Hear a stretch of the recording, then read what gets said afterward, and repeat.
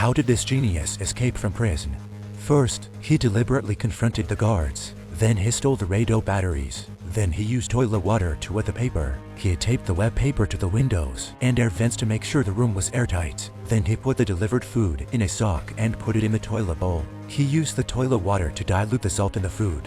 This produced a simple electrolyte water. Finally, he mixed the salt water with the battery current to obtain electrolytic water. In short, oxygen and hydrogen were separated from the water. With hydrogen, they could easily create an explosion. Jack then jumped onto the bed and cut the power to the ceiling light. Next, he connected the power from the lamp to a battery in the toilet. Finally, he and Don put wet paper towels in their ears because the explosion would have made them bloodshot. They then covered their heads with a blanket and hid under the bed.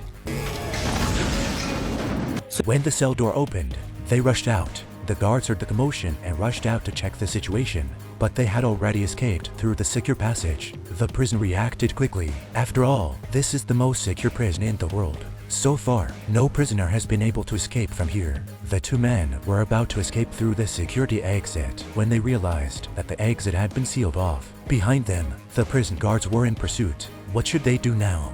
This man escapes from prison. He and his companion have reached the security tunnel, but the end of the road is blocked. Behind them, the guards are in pursuit. Just then, one of the guards comes over the intercom and says there's an escaped prisoner in the kitchen. The guards were making a lot of noise. It turned out that Rossi, Jack's partner, had posed as a guard and infiltrated the prison. The guards left only one guard to watch over the two.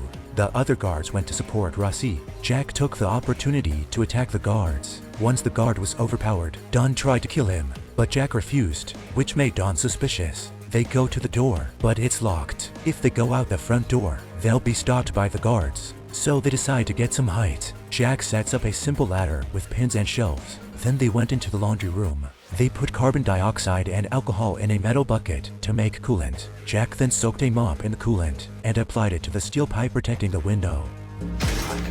They both climbed out through the narrow window. Jack lowered the prepared rope from the roof. He simulated their escape from below. In reality, they used the ladder to escape upstairs, and they climbed back up the ladder before the guards arrived. They both escaped from the prison without a hitch. However, just after they passed through the prison gates, Don turned his back on them. It turns out that Jack went to prison to carry out his mission to eliminate Don's organization once and for all. Don is a drug lord hiding out in Mexico. Don's anti-detection ability is very strong, so in order to eliminate his forces, Jack has to infiltrate to gain information. Jack managed to gain Don's trust and find his base, but something even more unexpected has happened.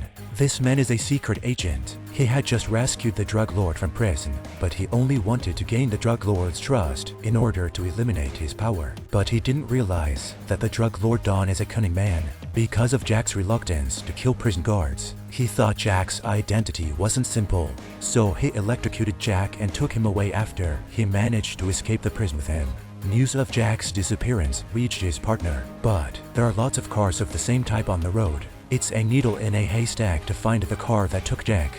Fortunately, Jack wakes up in time in the trunk. He opens the taillight and emits a distress signal in Morse code. Immediately afterwards, Jack is taken to Don's base. Don uses nitrogen to force Jack to reveal the name of the organization behind the operation. Jack is almost in a trance when Rossi and his men arrive by helicopter. They managed to knock Don out and save Jack. In the end, Don was sent to prison and his organization destroyed. Rossi and his men did a good job. This film shows us that we can't know what we're dealing with. We can't just look at the surface. We have to see through the phenomenon to its essence. Only then can we distinguish good from evil. At the same time, in our daily lives, we must also develop our capacity for observation, reflection, and learning. Only then can we seize the first opportunity and be flexible in the face of danger and unfamiliar environments. Jack's partner is also a role model for us. He's very upright when it comes to his friends.